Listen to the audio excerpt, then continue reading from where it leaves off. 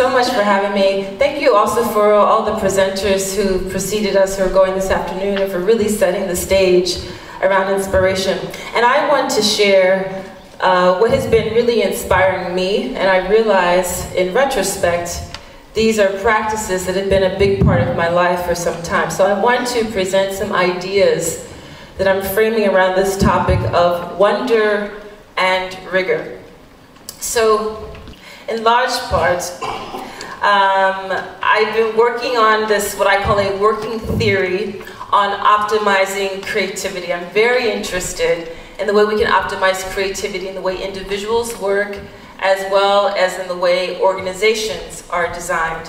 And I think it's really important to optimize creativity so we can essentially span boundaries, so we can cross what's been previously divided. I think that's super important.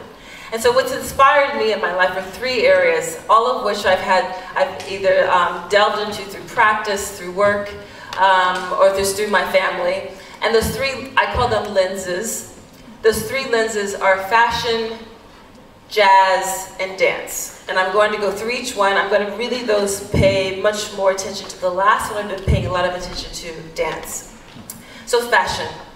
So this is, I'm going to show you a couple of images from a runway show from an American designer, Byron Lars. And I'm especially interested in Byron Lars' work as a fashion designer because he is one of the few fashion designers who shows as models women who do not look like adolescent teenage boys.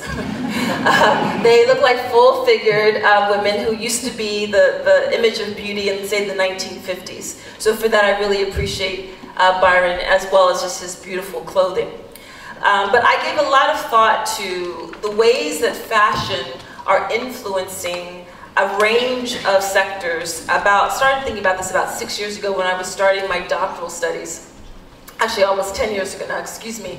And I was interested in the way we see fashion influencing automotive, technology, food, and I was calling it, if you're familiar with Rogers' diffusion of innovation, I was interested in the way fashion diffuses through a lot of industries to influence. And so I ended up co-authoring a very academic paper about this with Johanna Blakely.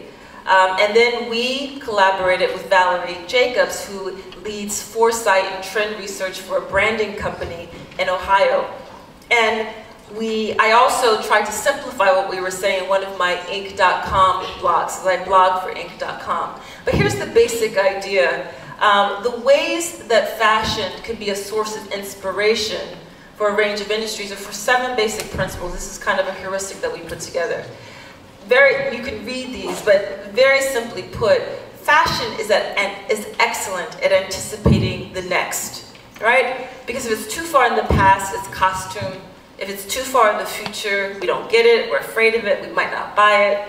So the fashion industry is really good at that, and there's so many sectors that need to get excellent at anticipating the next. The other really great thing about fashion is that it delves into the street culture and subculture, as well as into the elite. So in that way, it's a great example of spanning boundaries.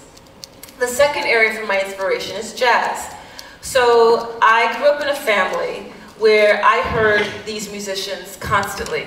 My father was a big, as we call it, jazz head. That's a slang expression for someone who's a devotee of jazz music.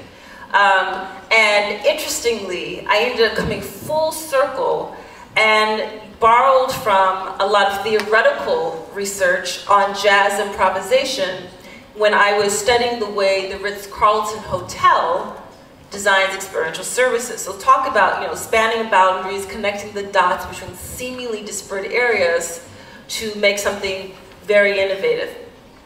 And I borrowed from a heuristic by Frank Barrett, and I refer to them as Barrett's 7.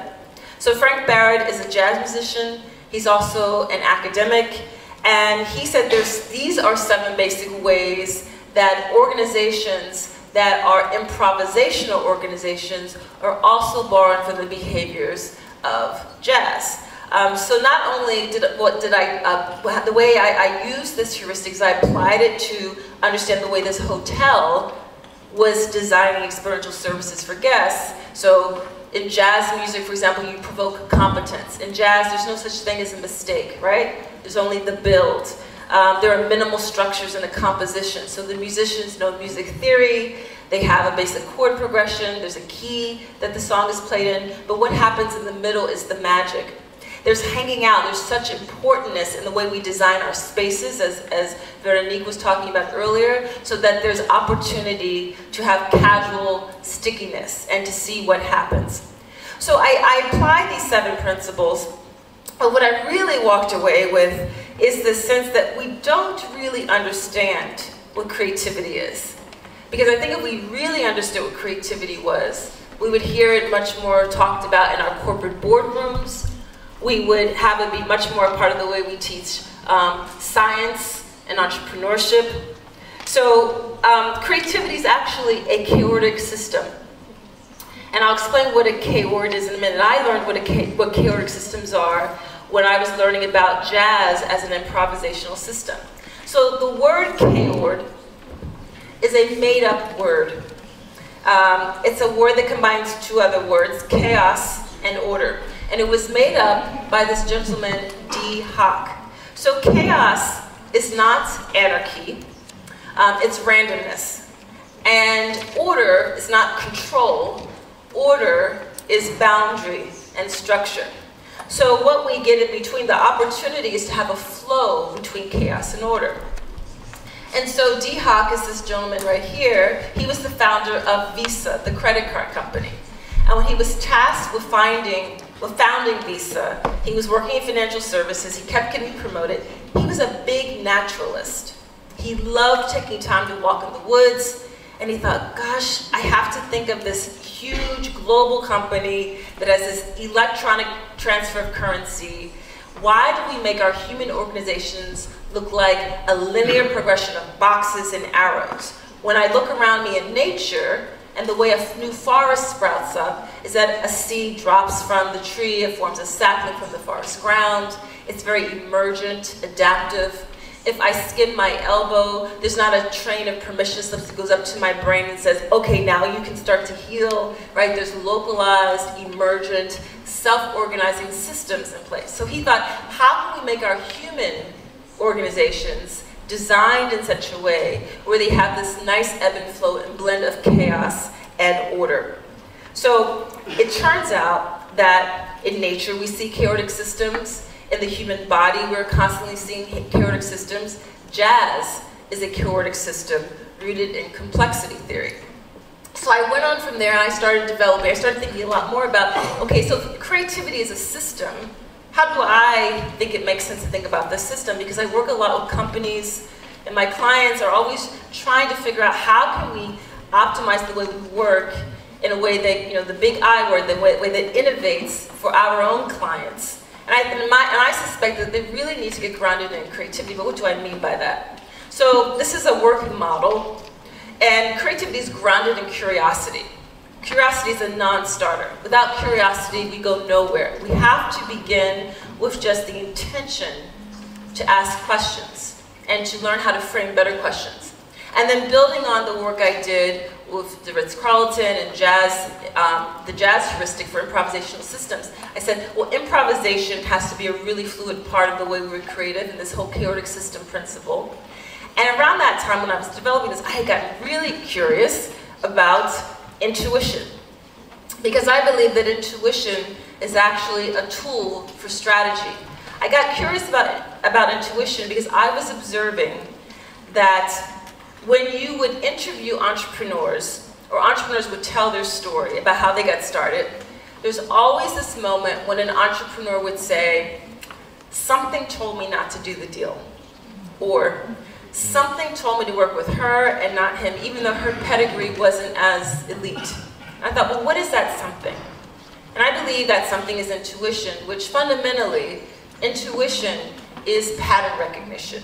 It's that nudge, it's that feeling that I've seen this before, I've felt this before, and there's that leap to go with it. And there's an ebb and flow between improvisation, intuition, grounded in curiosity that gets us finally to the insight or impact. So let's delve a little bit more into intuition. Intuition is a muscle. It's a radar. The more we use it, the stronger it gets. The less we pay attention to it, the more flaccid and floppier it gets. And there's been a lot written about the role of intuition and strategy. There's been some written about the role of intuition and strategy. So for example, William Dugan, who's a business school professor at Columbia University, he's written a book called Strategic Intuition. He breaks it down to 3 different types of intuition. Einstein was a huge proponent of intuition. In fact, Albert Einstein called intuition a sacred gift. Steve Jobs also had deep appreciation for intuition, and he said that in his opinion, intuition was even more powerful than our intellect. And then of course, if you know something about American history, this woman, Harriet Tubman, was responsible for liberating hundreds of enslaved African Americans, and she relied on her dreams as a way to recall and remember maps and pathways for freedom. So intuitive leadership, I said, okay, I'm an ethnographer, I'm a qualitative researcher. How can I study intuition and intuitive leadership from an anthropological perspective? And I said, what if I could develop an ethnography of intuitive leadership? And I thought to start, I just started brainstorming job categories where I think people need to really use their intuition. And I thought about chefs, right, because they're really working on the call in the moment. DJs, I'm a former dancer, so DJs have to move the crowd, right? Choreographers and dancers in general, and then game designers. And because of what was accessible to me first and more immediately, I focused on the dancer choreographer to understand intuitive leadership. And so here's where I am in this, because remember at the beginning of my talk, I said this is a working theory on optimizing creativity. So I'm going to unpack the role of the dancer choreographer a bit. So I talked about fashion, talked about jazz, now a bit more about dance. So where I'm at is, I said, if we might think about the dancer choreographer as a systems designer. Because the choreographer has to have this ability to do the following 3 things. They have to be incredibly integrative in their approach. They have to have this ability to zoom in and zoom out in a work process. And they have to do something, and I learned this from math teachers, elementary school math teachers. They have to be really good at productive grappling. So what do I mean by those 3 things? Well, the way dancers problem solve in the integrative level is they are totally tapping into, obviously, their body as an instrument and tool, but also their mind. Before the physical discipline comes intensive mental discipline. And spirit, they don't leave that out. There's always this interplay and flow between the solo artist and then the group work. And then some of you may be familiar with service design. Service designers have actually pulled in a form of language that comes from dancer choreographers called Labanotation. So Rudy Laban in the 19-teens devised a way to record dance. So if you think about it, in the 19-teens, there were no video cameras, right? It's one of the hardest art forms to record in terms of tempo and momentum and depth perception. If you just have a still photograph, you're not really capturing the dance. So Labanotation has also been used, for example, in studies of healthcare context to understand the cue and the rushing congestion of people, for example, at a nurse's station. Zooming in and out is really important because it helps to give us perspective. And in a lot of ways, I then made the leap and said, dancer choreographers are cartographers. They have to have an ability to see and understand the landscape. And then this third principle, productive grappling. So if you remember when you were a little kid, if you were lucky in a math class and you got stuck on a problem, you had a teacher who let you take some steps back, go a bit sideways, and work your way in and out of the problem, doing productive grappling. So this is actually a term that, at least in the United States, secondary level, elementary school level math teachers are using. I thought, wow, I love that term. That's also what I see being done in the dancer's environment. So in the dance studio model, you're learning not just from the teacher, but from your peers. And you're learning all types of ways, fundamentally, how to see. When you learn to study dance, as most of the arts, you're really learning a new way of seeing.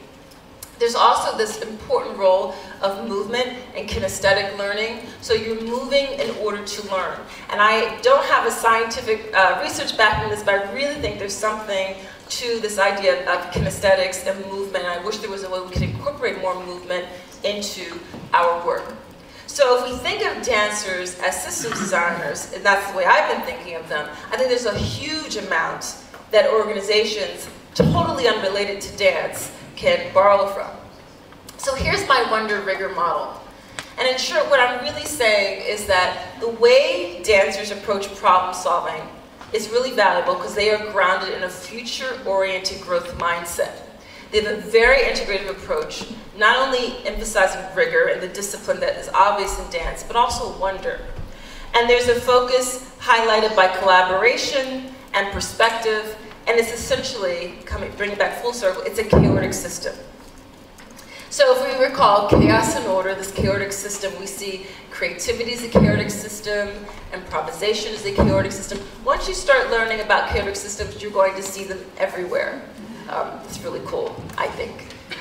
Similarly, wonder and rigor are these chaotic systems, and I think the intersection of wonder and rigor is what I call sentient intelligence. So this is the intelligence that dancers have that highlights their capacity for creative problem solving. So what's wonder? Well, wonder is everything from being given permission to suppose, to daydream, to pretend, to play. You know, when you're learning a new dance, you're actually learning a story, right? And you have to pretend you're in this different era, this different place, this different gender, this different culture in order to compellingly tell the story. There's a lot of curiosity, a lot of dreaming. Rigor, on the other hand, is tenacity, it's discipline, it's practice, it's time on task, it's meticulous, and it's thorough. And what's fascinating to me is that dancers don't throw out one for the other. They've become really excellent at integrating them. I think this is a really important thing to learn. So no business school professor is worth her salt without developing a 2x2. So I played around with what a 2x2 might look like if we had on the x-axis scaling to rigor and along the y vertical axis scaling wonder. So if we're talking about organizations that have a little bit of wonder but a lot of rigor, they might be technically correct, but uninspired, right? Really great quality control, but they may be laggards in the marketplace. If we think about organizations that have a little bit of rigor, a little bit of wonder, they're basically ineffective, they become kind of boring, they're uninspired, uninspiring, they're flaccid. If we think about organizations that have a little bit of rigor and high amounts of wonder, that's not quite hitting the mark either because they may not be taken too seriously. They're a little loosey-goosey. I don't know what the translation is in French for loosey-goosey. It rarely manifests as something really solid for the end user. But here's really where I think we want to be working towards, high wonder and high rigor, right? Where it makes sense and it feels right. And it's actually spectacular, and you feel it here. It makes sense, mind and body, right? And there's a nice impact fit, and that actually is where we get to the z-axis, or value. I might even say appetite for risk. So this wonder rigor model can also, you know, when I showed the heuristic looking at, when I showed this slide earlier, integrative, zooming in and out, productive grappling, another way of thinking about that is to think about it in terms of play, practice, and perspective. There's a spatial and a temporal dimension to this. So when I think about my next steps and what's been inspiring me about wonder and rigor is I've been visiting with some dance companies and I want to observe a lot more rehearsals to really play this out. But I also have started testing this model with real companies.